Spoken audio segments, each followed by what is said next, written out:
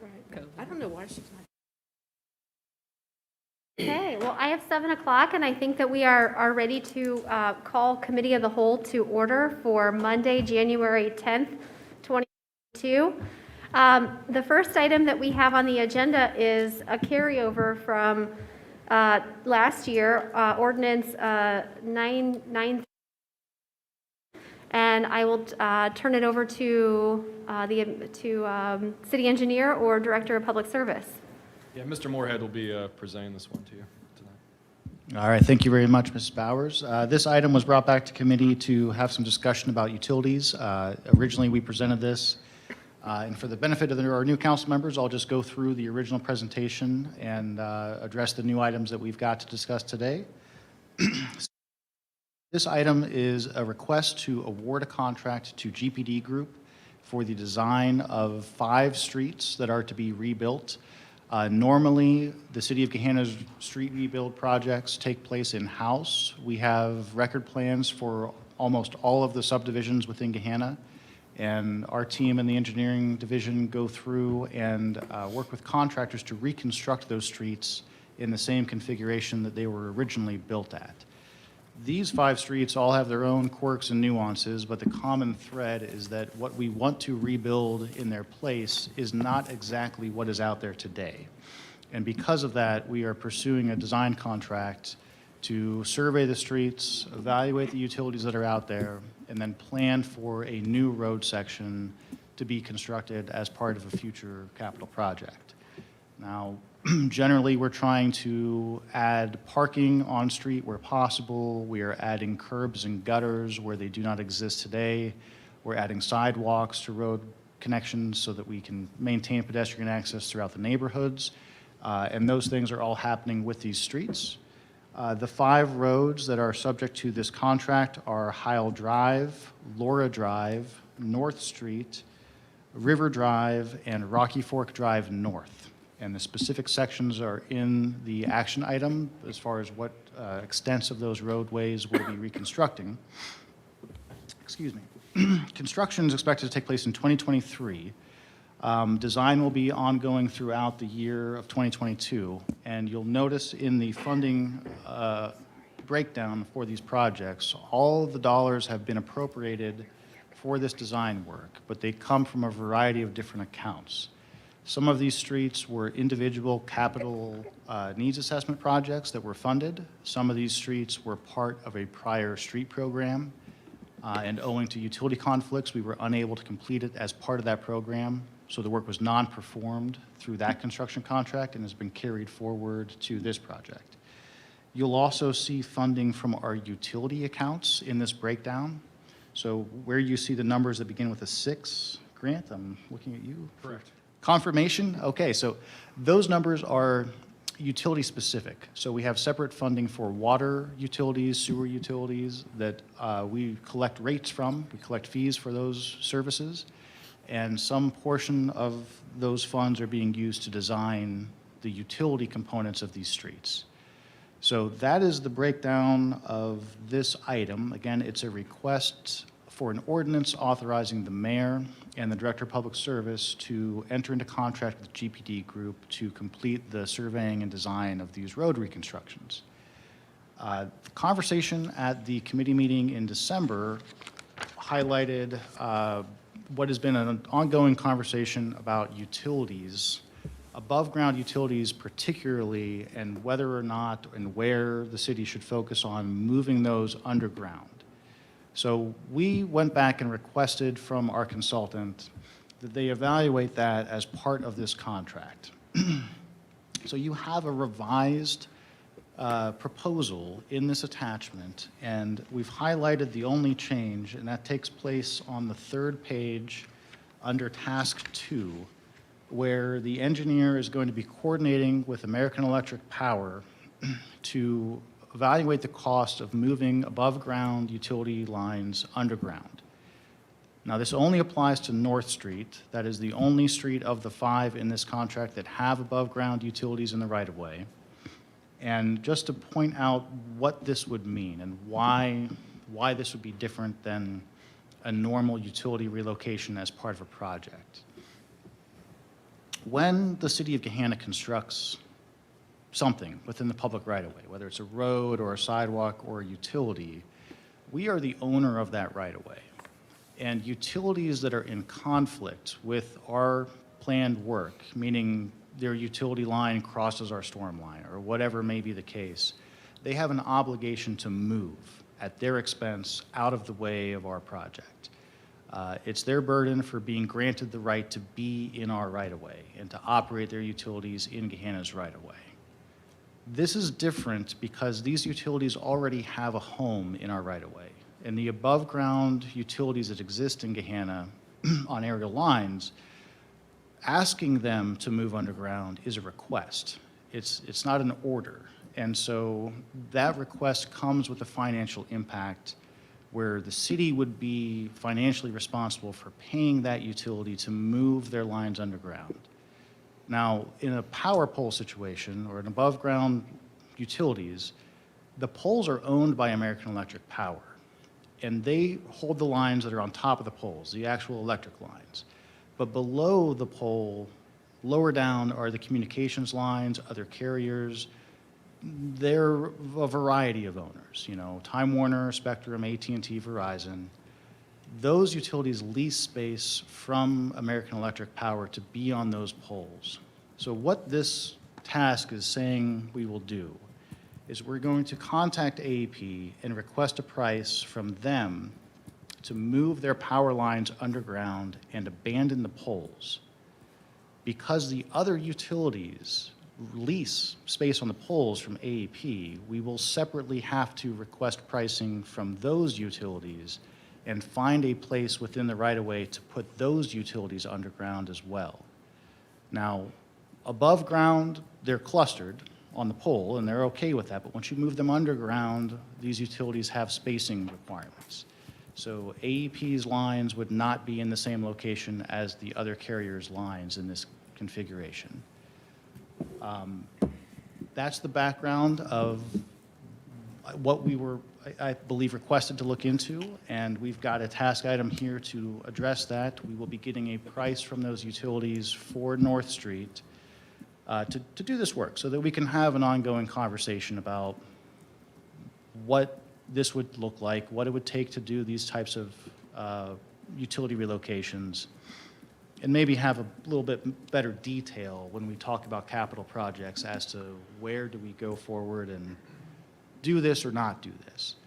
I will generally say that most communities that pursue undergrounding of utilities, they do it in specific corridors.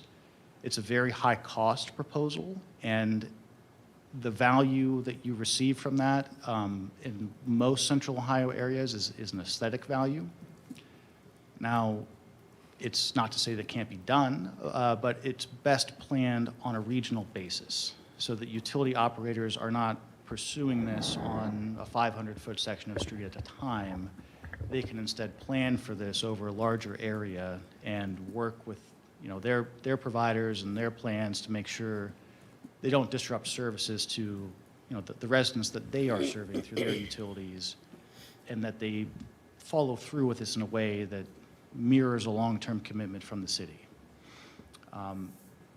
With that long, extended introduction to this item, are there any questions for me? Mr. Moorhead, thank you. I know this exceeded my expectations in terms of what you were able to bring back to us. I know that Mr. Renner wanted to speak as well. Yeah, thank you. Mr. Moorhead, that was a really nice summary, and I really appreciate the time that you took to characterize that. Just a couple of follow-ups. So how much of an impact in terms of cost of this activity does this impact to the design or to the overall cost? In other words, how much is it adding to our cost? $0. So Okay. Thank you for the question. I meant to mention that. Our consultant is doing this at no additional charge. So this service is added, but there's no fee associated with it. Awesome. The other part of this is that when you're going through the design phase, at what point would you need to come before council and say, okay, now we have the dollars, and this is going to be the size that this is, this request. Do we want to go forward? So we structure design documents in what we call percent completion. So roughly a 30% complete design is about the first point where we would reach out to the utilities and really share our vision of what the road project would look like. So I would say we will have this information with a 30% design and then need to adjust course for the subsequent design applications around there. We'll have this information, and I expect that we'll come back and present council with it once it's available. Now, there are 5 streets that are part of this project. We have Right. no intention of holding up the other 4 streets designed for this conversation. So those would move forward, and if we're going to change course on North Street, we'll have that conversation. You'll need to know early then, okay. Thank you. The other question is that, and Karen Angelo had reminded me to ask this question. I think you talked about it before. The GPD group, they're out of Akron. Could you tell us why that somebody out of Akron and not somebody closer could have actually done this work for us? So the group that we're working with is located in downtown Columbus. So they're just straight down 670, and then you get off on the Riverside Drive exit, I believe, and there's a, I forget the name of the commercial complex, but there's like an island out on a quarry pit out off of Oh, I know what you're talking 270. about. So this local office is in downtown Columbus area. Okay, We did select them based on a qualifications-based selection process. So we advertised the request for this project on the city's website. A myriad of firms apply, and we rank them based on their staff that they're committing to the project, their approach to the project, which is attached as one of the items to this action item tonight, and then also their past performance with the city. So GPD Group's presentation to us as how they would manage this project was the most impressive of the group we received. And I can say we had no Gahanna firms present this application. We do award some points in reviewing applicants for proximity to the city, just because, one, it's nice to have a local firm. They understand the local dynamic. They understand who we are and what we want. It's also nice to be able to pop into their office or remote into their office, whatever it may be, to get in touch with them if something should occur. All of the staff for this are located in the Columbus office. okay. Thank you so much. I really appreciate it. I don't have any further questions. Any other questions? I have a question, and I'm not sure, you may have addressed this at some other point, but did the Rocky Fork Drive section get pushed back? Was that supposed to be completed earlier? Yes, the Rocky Fork Drive section was part of the 2021 street program. It was to be reconstructed as part of that project. In reviewing the field survey and the plans that we had for that, its particular conflict was that the driveways coming down from the homes were so steep that if we were to add sidewalk, which we've been doing throughout the neighborhood over there as we've done in these reconstruction projects, we have to flatten a portion of the driveway to do so. And what that was going to create was a conflict where the remainder of the driveway would become steeper than we were comfortable with. So this approach is going to review options for adding a sidewalk, possibly reconfiguring driveways, finding a way that we can still meet the goal of getting sidewalk on that street without disrupting residents' driveways in a manner that would be somehow detrimental to them. And was that just for the Rocky Fork section or for all 5 of the roads included in this project? That was the case for the Rocky Fork section. I believe that's the only one that was pushed from a street program previously. Okay. We had, It wasn't, excuse me, Worth Street wasn't pushed from the previous program, but it is, I'm sorry, I got a little frog. But it was coming from the street rebuild list. It's not a street improvement project. It would have been on the 2022 program. However, due to its unique condition, we needed to design it as well. yeah.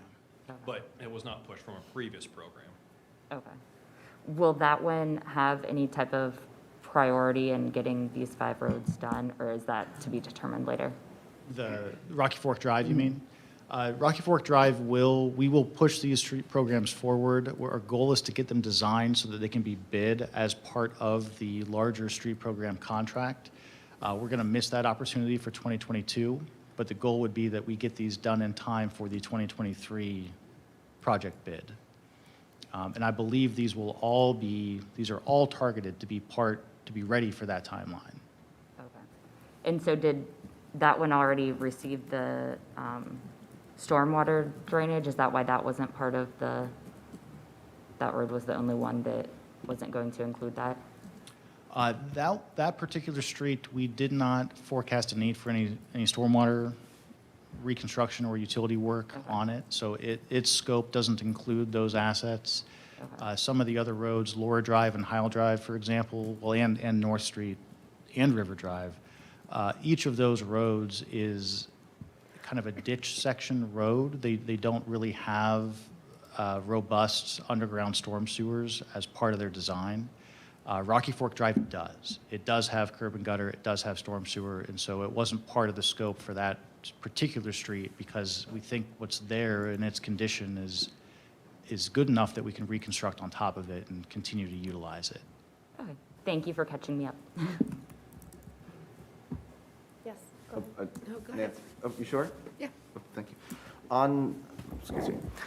Thank you to you both. Appreciate the thorough explanation. On the timeline question, with the potential burying of the above-ground utilities, if everything looked good and we decided to move forward with that, how would that impact the overall timeline?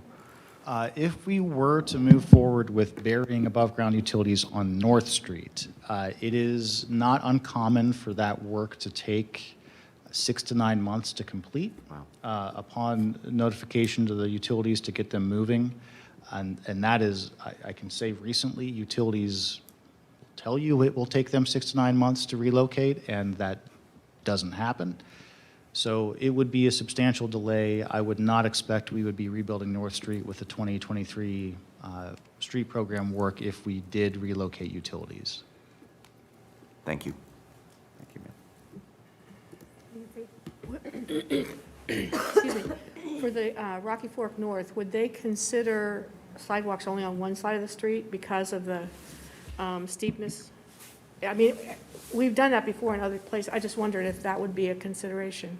Yes, it would, and that's one of the alternatives that we've looked at internally, and then we think that is a possibility there, is that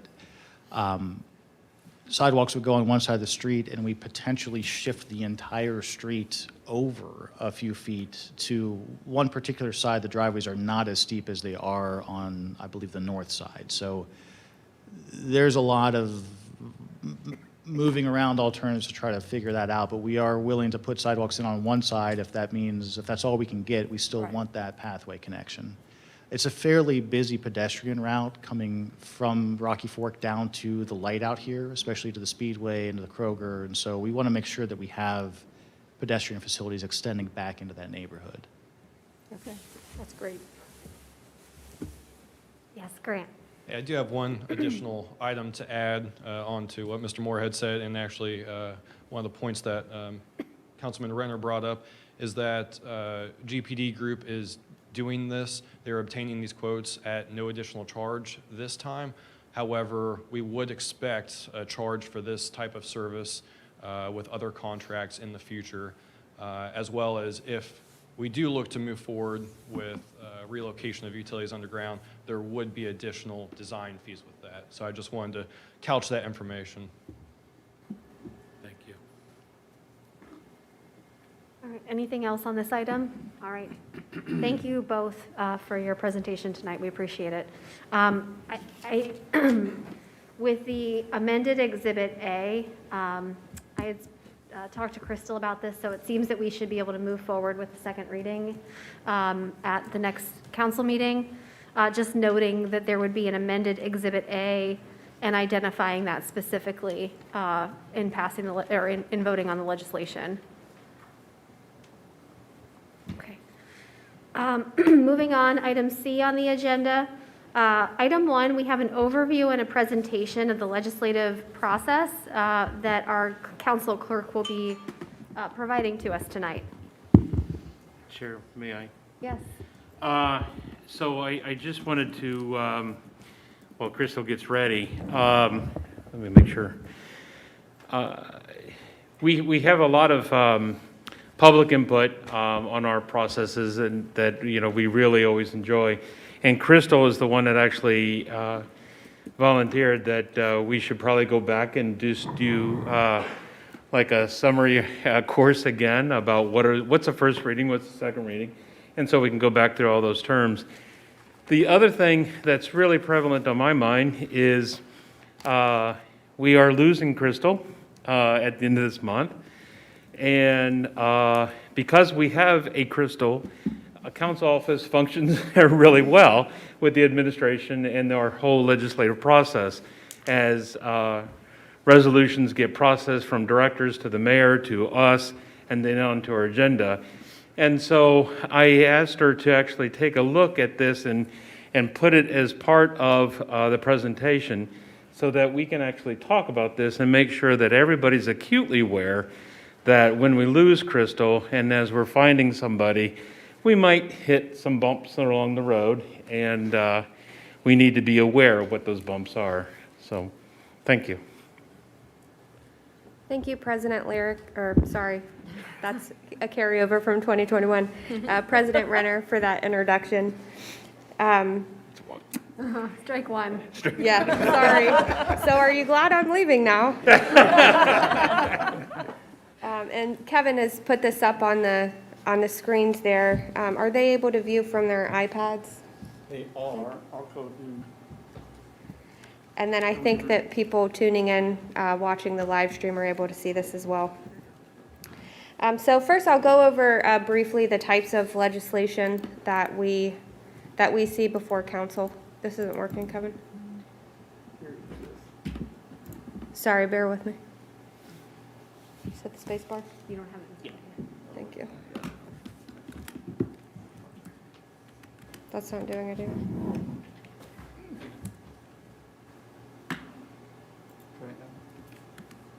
There we go. Thank you. So I have here 4 items listed under legislation. Now, all of these are not actually legislation, but it's the type of actions that council sees most frequently. The first is ordinances, and those require 2 readings. They're more substantive in nature. So examples of ordinances that come before council are contracts and agreements, leases, tax levies, supplemental appropriations, policies. Most recently in December, we passed an ordinance establishing the salaries and benefits for 2022. Annexation agreements, those are just some examples of ordinances. We also have what we refer to as codified ordinances. And the city of Gahanna, or as we reference it, the code, those are ordinances of a more permanent or general nature. The code provides both local governments and citizens with a body of current enforceable laws. Those are organized in a way that makes the code easy to use and easy to reference. So if you're visiting our city website, you can search our ordinances, but you can also search our code, and each code section references the ordinance that authorized its passing. So supplements are published in between full codifications to add to new legislation to the code. But examples of items that are codified are traffic code, business standards, or business regulation, building standards, and zoning requirements. And then we also have resolutions before council regularly. Those require just 1 reading. They're more honorary in nature. They're not substantive, and some examples include honoring or commending someone, supporting grant applications, or supporting a tax levy. In some cases, opposing liquor permits that are requested, recognizing certain days or months. And then less frequently, council sees statutory resolutions, and although they are referred to as resolutions, they do require 2 readings. They are more substantive, and they're required by state statute. So an example of a statutory resolution, and again, we don't see these frequently. I think we've had one in 2021. But when we're appropriating real estate or taking of property, that's when a statutory resolution will come before you all. And lastly, we have motions. And although we just have one reading, they're not really legislative. It's just an action. So for an example, council may transfer funds or approve transferring of funds for expenditures where money was already appropriated. So council as a body can make a decision about something. That's the purpose of a motion. And if we look into readings, we hear regularly that something requires one reading or a second reading. So I just wanted to talk a little bit more about what that means. If an item requires one reading, it just means that the legislation will not need to be introduced and then be voted on. Requiring a second reading, it's just the one. 2 readings, most ordinances require 2 readings. So that's where the legislation is introduced at a city council meeting, and then it'll have a second reading and be voted on at a following meeting. And if an item has a waiver attached to it, that just means that the second reading is waived, so the item will have 1 reading and will be voted on at a city council meeting. But please keep in mind that there is still a 30-day wait period on a waiver, and I'll get more into that in the next slide. So for ordinances, the legislation effective date is 30 days. We frequently get questions from residents or even directors about when something goes into effect once council passes something. Normal process is 30 days. Resolutions go into effect immediately once passed by council. They don't require signature approval by mayor. Neither does a statutory resolution, but the statutory resolutions, they do have a 30-day waiting period. And then a motion, as soon as the roll call is done and the motion carries, then whatever item you took a motion on is approved immediately.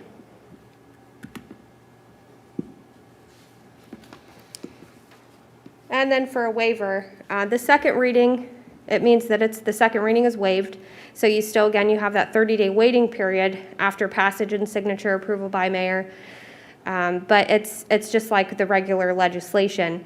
You're skipping a meeting. So you're still moving up the process or the timeline for the process, but it's for expedited items.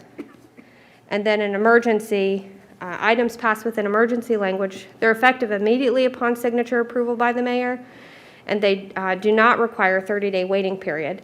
However, they do still require 2 readings unless you combine a waiver and an emergency.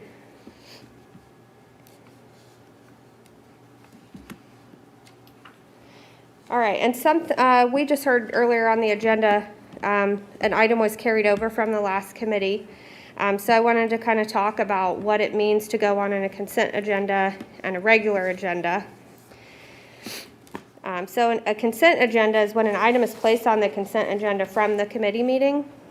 It just means that it's going to be voted on as a whole and it's not going to be discussed individually. This is typically for routine items and items not requesting an emergency or a waiver. And then a regular agenda, those are for items that are placed on a regular agenda, are voted on individually, and are open for discussion and debate ahead of the final vote.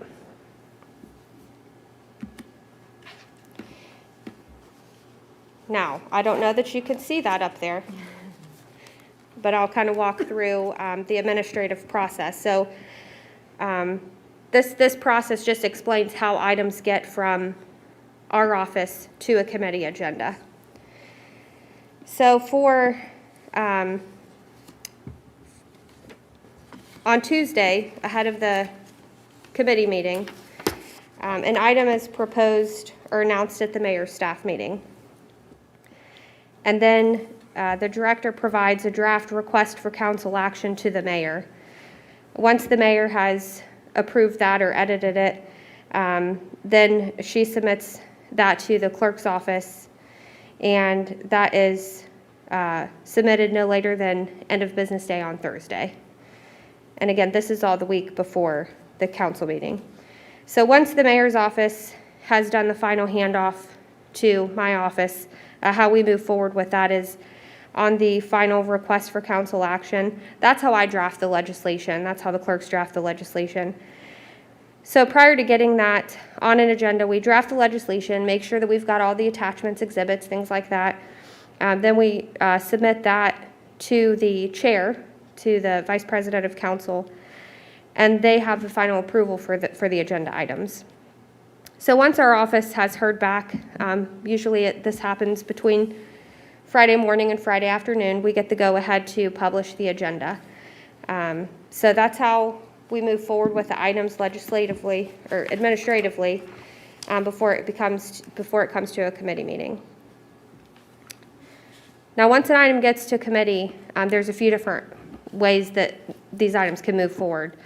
So once it's presented at the committee meeting, there's a presentation by the director or the mayor or whoever's presenting the item.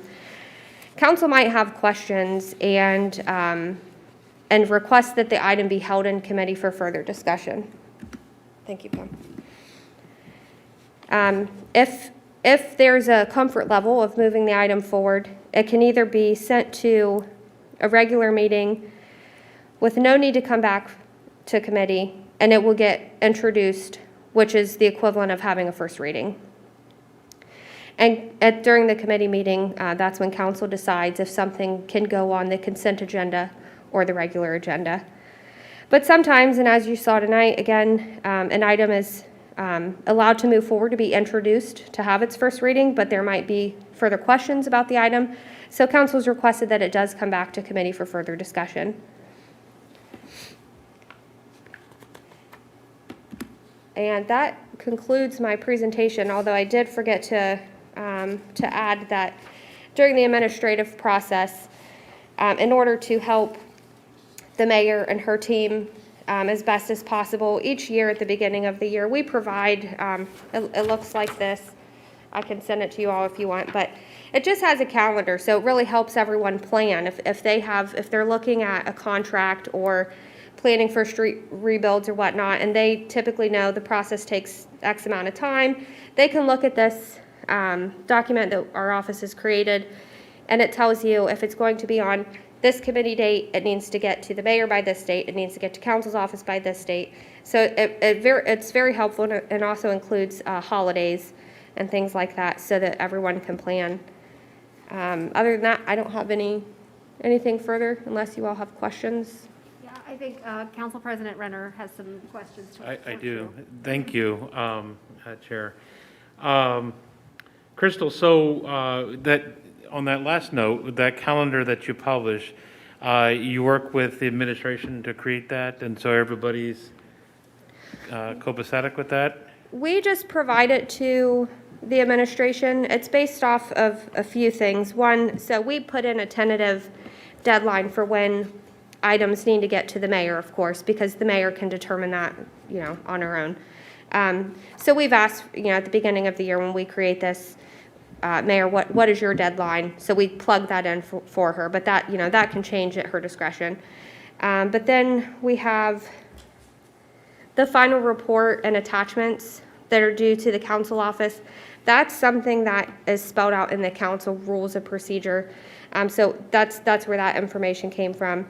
And then for the column where we have a deadline for publishing the agendas, that's based off the Ohio Revised Code because there are meeting notice requirements, and so we have to meet those. And so then if an item is going to have an emergency or a waiver, if the mayor and her team, if they are aware that they might need an emergency or waiver, we've put in a column so that they can plan accordingly. Okay. Does that answer your question? Yeah, it did. I think it's still a little cloudy to me that I want to make sure, I don't really want to get into what the mayor's processes are, but I just want to make sure that you're okay with that process as stated. Yes, I'm fine with that, and the way that Crystal explained it is exactly how we've been working. Crystal's been a great partner in the clerk's office as we work through. The calendar that she was just referencing is very helpful for us if we, for example, have a contract that we know needs to be in place by the end of March. then we can work backward and know when's the last date we can get it to council, and it helps us to plan better too. Often we're waiting on consultants or some outside bids before we can bring something to council, and that can be helpful for us to expedite that process and put some pressure on the outside agencies we're waiting on so that we can bring matters forward. Got it. Good. Thank you. My only other ask is that as we go into January, and again, we have Crystal that's helping with this whole process. I just ask that the mayor and your staff, work with us a little bit, because I don't know what's going to happen in February and, what have you. But I want to make sure that our legislative process is intact, and, that we meet the needs that the people need us to do, and we meet also your needs. There's always going to be a balance there. I understand that. But I just want to make sure that the council office is not have a collision problem, if you will. Understood. I'd be lying if I said I wasn't concerned about that myself as to what that's going to look like. I know we have a staff meeting scheduled tomorrow, and the first item on our agenda is planning for council so that we can lay out what we already know we expect to be bringing forward and can plan accordingly for that. Awesome. Thank you, Mayor. Crystal, thank you so much. Thank you. Can you actually, resolutions, if a resolution actually comes from council, where in your process is that? You want to talk a little bit about that? Sure. So sometimes, with the last meeting of the year, we threw two resolutions on the agenda the night of the meeting, and that was because they were honoring and commending the outgoing council members. That's our typical legislative process. So if council has a resolution, or one council member has a proposed resolution, we have that on a committee agenda, and then all of council can discuss it.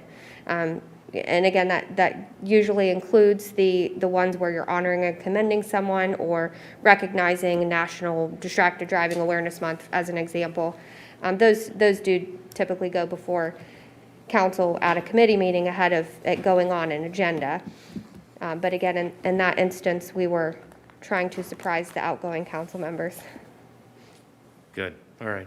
Thank you so much. I think this was a great benefit to the public, and maybe even me. It's good to always go back to some of these terms and understand their definition. So I appreciate it. And thank you, Chair, for the time. Sure.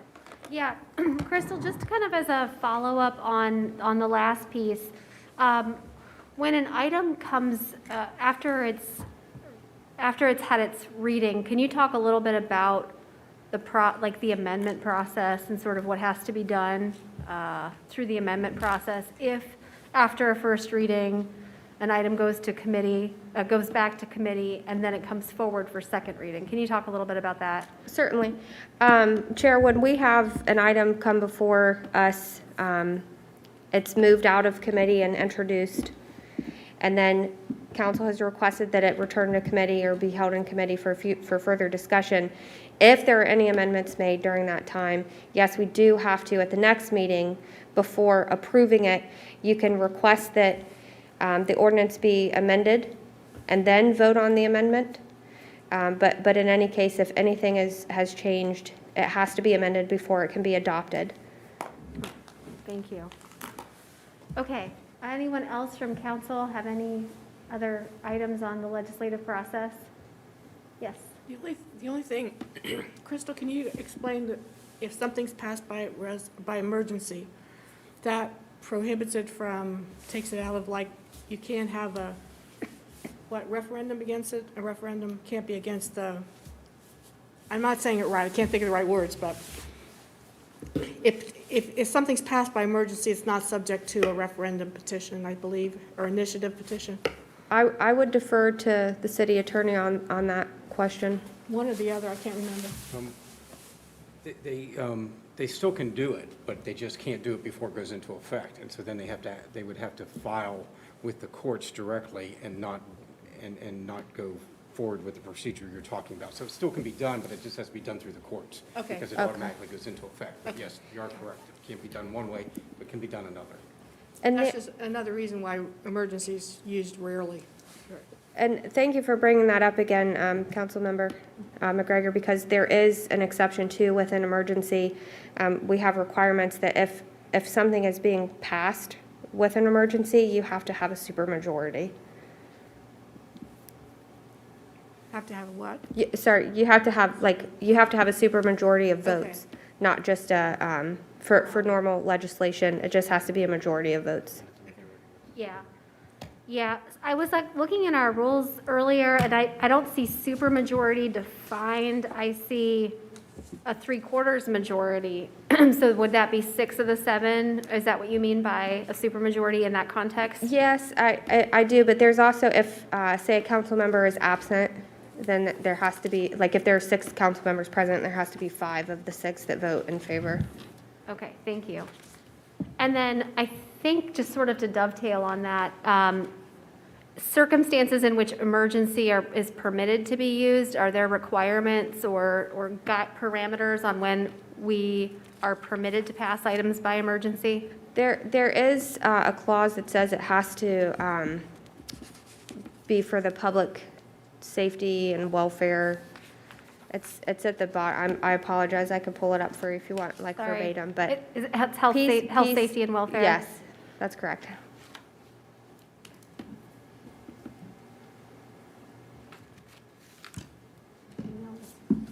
No? No? Okay.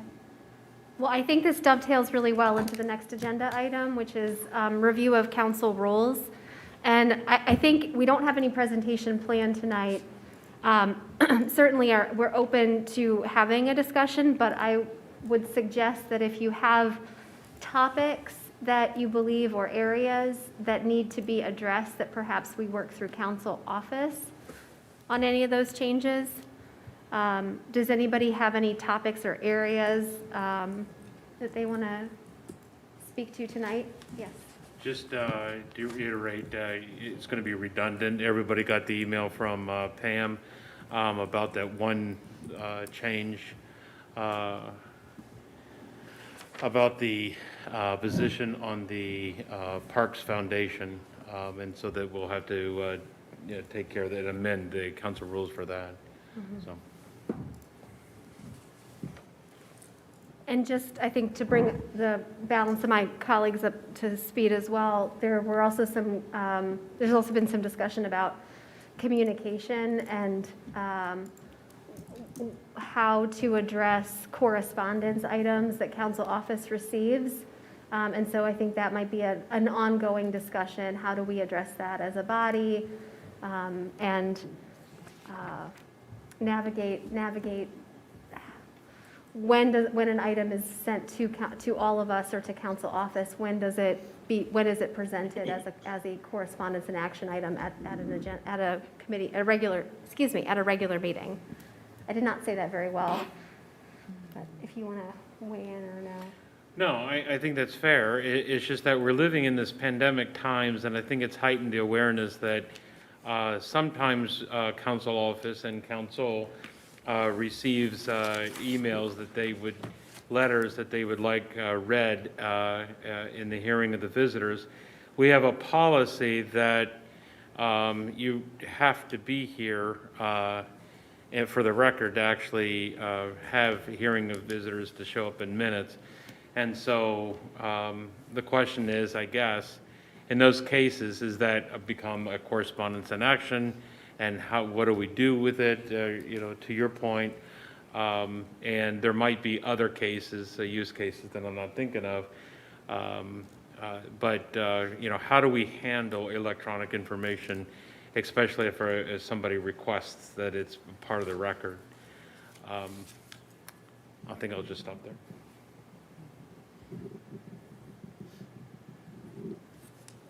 Yes, Mr. Weaver. Thank you, Madam Chair.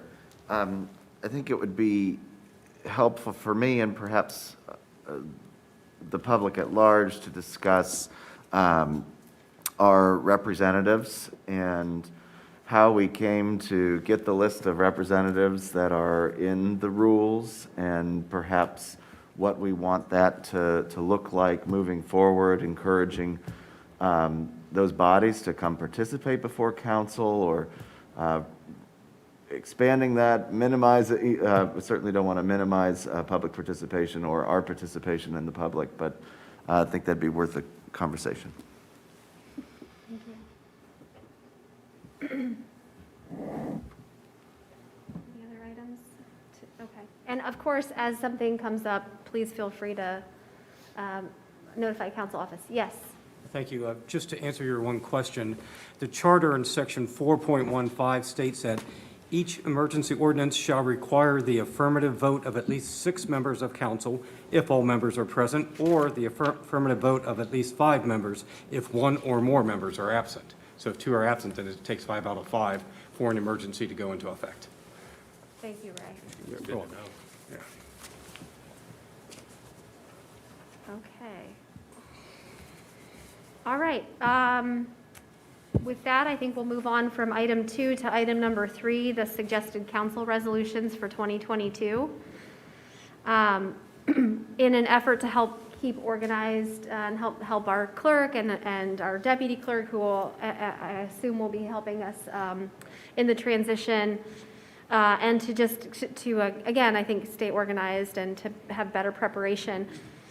We thought that this would be a good idea to present kind of an overview of sort of anticipated ceremonial resolutions, and I welcome any feedback. I know the clerk welcomes feedback. This would not be restricted. This is not it's not reductive. So if there are additional items that any member would be interested in submitting throughout the year, they'd be welcome to do so.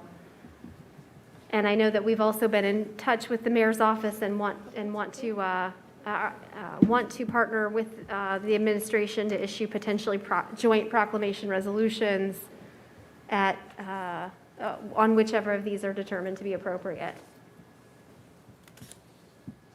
Any comments, items? Mr. Weaver. You see me thinking. And perhaps it's a question better posed for the mayor or the clerk about how those joint resolutions and that partnership would actually work in terms of the actual process of council approval of a resolution and that partnership, because I certainly want to work with the administration and on these, what should be very common ground issues here. Actually, that's a question I have as well. In fact, I communicated the same to Councilmember Bowers. I think this is a tremendous opportunity. When I look at the list of proclamations that have been issued from my office over the last 2 years and then compare this list, there certainly are overlaps and opportunities for us to work together in some kind of joint announcement. I think that only helps to eliminate duplicative efforts, but also strengthens the overall message. I don't know what that looks like procedurally, so I don't know if that's something that we have to delve into with Madam Clerk or Mr. City Attorney, but certainly there's a mechanism for doing that we can figure out. As far as I'm concerned, it's just you guys cooperating with each other and There you go. making it work. Yeah, Whatever the document looks like, we'll figure it out. that's right. I would think that if there's an opportunity for council office and the mayor's staff to collaborate on the writing of the resolution, that once the mayor approves it, then it can come before council, and I would envision that to be a proclamation issued by the mayor that then council joins through our vote. And of course, Mr. City Attorney, please feel free to weigh in on that, but that was my vision of process. I would imagine that you've already discussed it and agreed on it to reach that point, because the mayor may want to make a resolution and yours might be different at that point, then you shouldn't make a joint one. But if you've already agreed on the actual resolution, then yes, that sounds like a good way to do it. That can be presented as a joint resolution by the mayor and then voted on by council as the resolution. Could it be called a joint proclamation resolution? Yeah. Yeah. 'Cause you do proclamations, we do resolutions. Right. Oh, yeah. Let's come up with a new Good name. point, yeah. I like that, joint.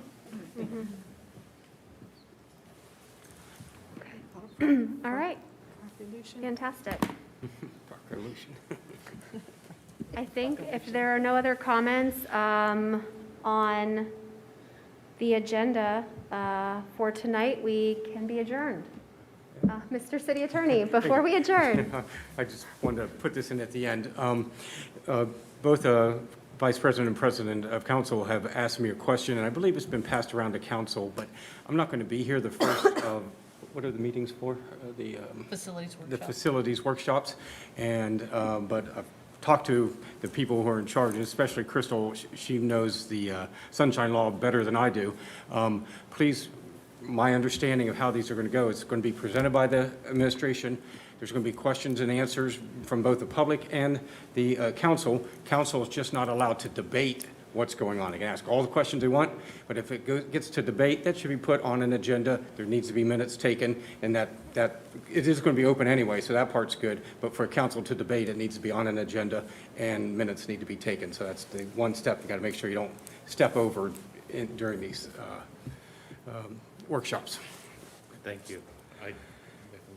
You did send us an email to that effect, and I Yes. did immediately send it to the rest of my colleagues so that everybody got that. But thank you again for highlighting it. Okay.